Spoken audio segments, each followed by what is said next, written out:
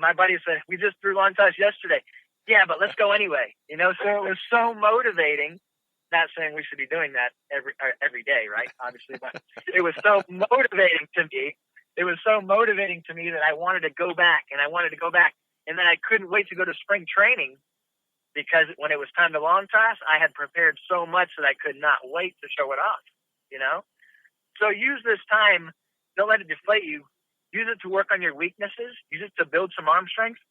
That way, as you progress, you're going to get more motivated, more hungry to get back, And if the timetable keeps pushing forward, pushing away from us, you know, it gets deeper and deeper into the year, so be it. That's more time for me to get stronger and more time for me to work on my weaknesses. That way, when I come back, maybe I only have a tiny, tiny hole in my swing instead of the whole outside corner or, you know, the whole strike zone. Who knows, right? But work on your weaknesses, work on your strengths. That way, when you come back, it's like, look what I've done. You know, it'll be a pretty cool thing, I think, to see who's worked hard and who's played video games, I think, is what it's going to come down to. No, I love it. Again, Nick Shaw, former shortstop and player for the Milwaukee Brewers, also with the baseballbox.com program. Now, we just kind of focused on the player, and you made some great individual points there. Now, I kind of want to swing that over to the coaching side of things. Can you explain for a beginning coach, what can you suggest and what can a young coach do to help their players in a time like this? I think as a young coach, I think you've got to stay sharp. I think that's the biggest thing. Because taking time away from the game, I think the speed of the game really picks up on you when you come back. You know, so trying to stay sharp, just the pace of the game. If there's any way to watch big league games and just pick up little things from there, what do those guys do? Or go hop on YouTube and make sure your knowledge of the game stays fresh. Because the more time you take away from coaching and teaching the game, I think the rustier you get and the more kind of, I don't want to say dumbed down, but the more basic that you get, you know? And I learned that in my personal experience because now I coach high school ball. I didn't always coach high school ball. As soon as I got out, it was kind of like baseball backs were out and what else am I going to do?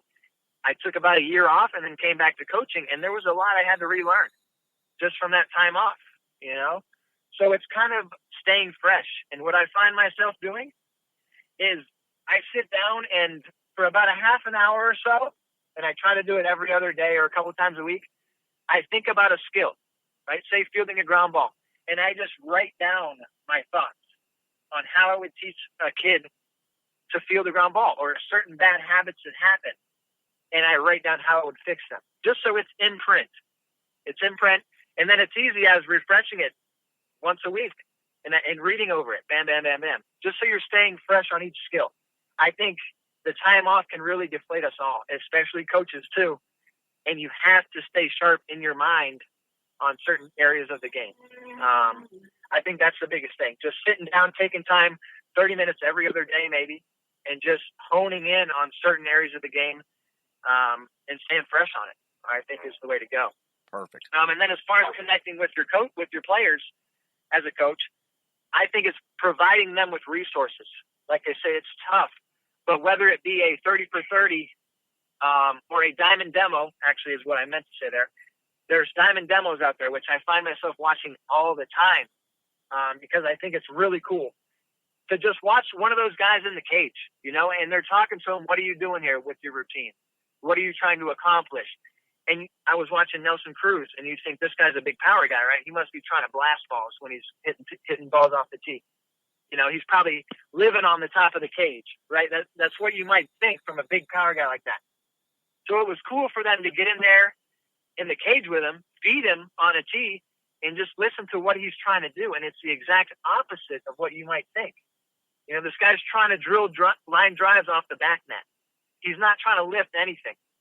So just providing links to these videos, and that's all we really have right now is the online content. So provide them with this stuff, you know, or situations. I have a whole ton of situations that were sent to me every day, one off season by the Brewers, and they would send us a situation, and the next day they would provide us with the answer to the situation or what the call is, you know, and then they would provide us with a new situation. So something as simple as that, providing with situational stuff to keep your players' minds active in the game, you know, I think is a good way to keep them engaged. So I think there's a few things you could do. Absolutely. Now let's kind of go away from the player and the coaching side of things now, and I kind of want to talk about your time with the Milwaukee Brewers organization. Can you tell us some interesting stories along the way? You mentioned before you had about 7 years in the pros. There's got to be some interesting stories along the way that you're allowed to say. Yeah. I was going to say there's a ton of stories I could tell you, but I'll go into what I learned early on, and then I'll go into a couple funny stories. So I got drafted, and I didn't really know what that meant. So I show up. I got drafted, obviously, it was in June, and I showed up to the AZL League, which is a rookie ball league.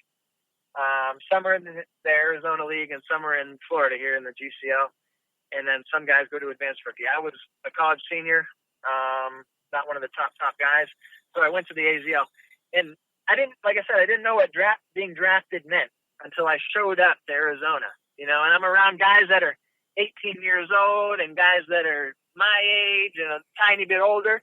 And I start playing games against these guys, and it was like you knew what was coming most of the time in certain counts, and there was guys that could really bring it, and they would fall in love with their fastball if that was the case, but there wasn't the complete pitcher you're going against, and there's a lot of high school guys that, nothing against them, that didn't have the college experience, so I felt like they kind of took a backseat to a lot of us college guys. So it was an interesting thing to be put there, and there's guys from Dominican and a whole pot full of different guys out there. So I kind of learned that, you have to adjust to this atmosphere and be open to different nationalities, all this stuff. And it kind of honed me in as a complete player and how to adjust to certain pitchers and what college guys can do good on the mound and what high school guys tend to do. So I developed there. And through the ranks there, you kind of started to get guys that could control one pitch at the lower levels, and then guys that could control two pitches at the low A level. And then you got to high A where they could throw 3 pitches for strikes in any count. And it went on from there. You kind of learned there. But everything was a development, a learning process through the minors, and until you get to Double A where you're facing Jose Fernandez and you're facing Jordana Ventura, which is a terrible story, but you're facing big leaguers once a series. You know what I mean? So it got to there. But there was a lot of times, man, where you're in the clubhouse for how many months? 5 months during the season. Spring training's another month and a half, so you're with a group of guys for 7 months, and a lot of times you lose things to do. So most of the time you're messing with each other, pulling pranks, putting things up in guys' lockers, so when they open them, a thing of milk pours on them, or a bucket of water pours on them, or you're spending time at the spades table. That was my thing, just playing spades with the guys. Brett Phillips and Jacob Nottingham, 2 big leaguers now. We were freaking spades-aholics. That was our thing. A lot of guys hop on the ping pong table and get heated in there. I was also a ping pong guy, to the point where I was probably the best one in our clubhouse in Double A, and we had a showdown with Trace Thompson with the White Sox.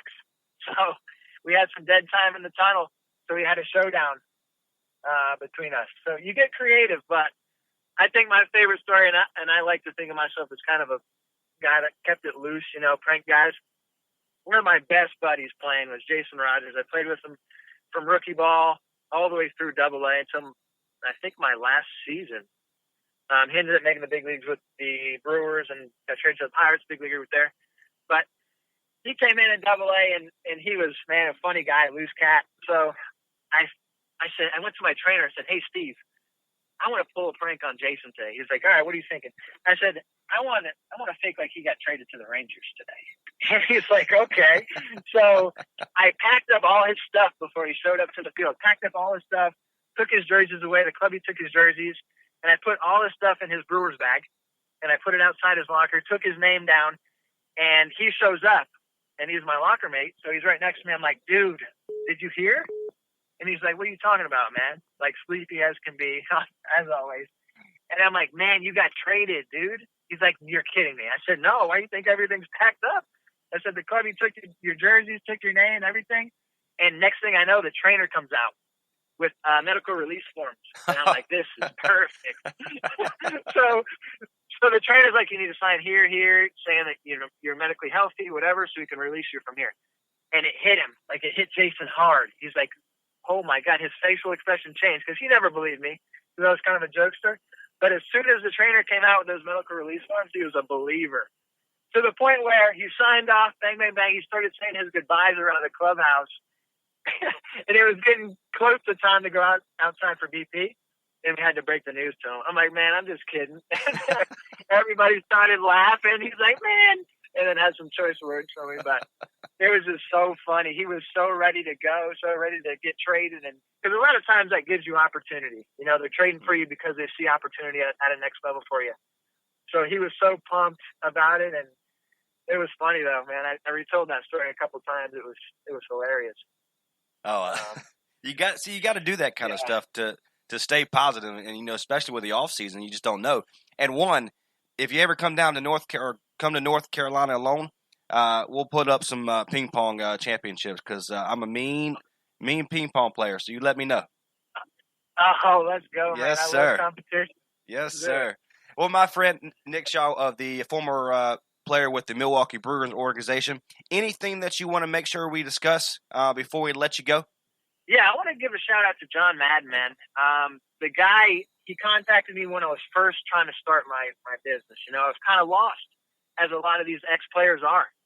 Some of them have high educations and they have jobs lined up, but a lot of them don't. A lot of them don't. So I was trying to find my way in the real world, which is tough. It's really tough. I was 27 years old, first stepping out into the real world, and it was very hard.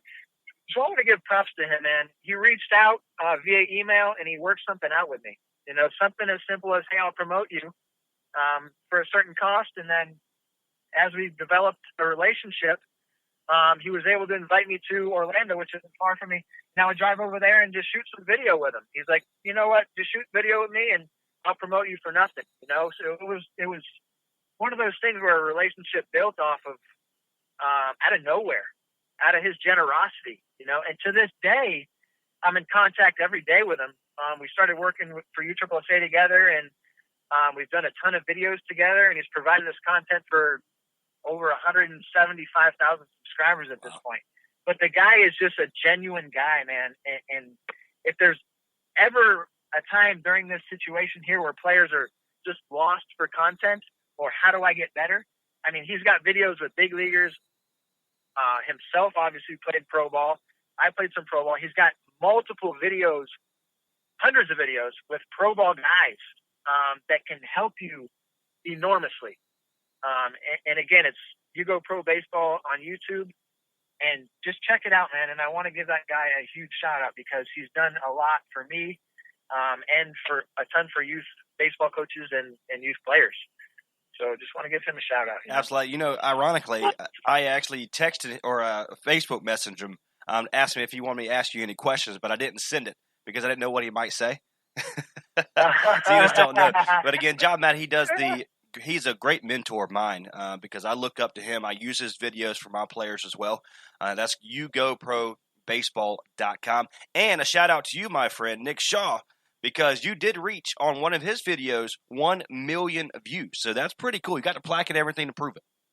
Yeah, that was awesome, man. I was so proud of that thing, Like, never mind my first inning pro ball. I don't know where that ball is at, but this plaque, I'm like, this is freaking cool. And I got it up in my office.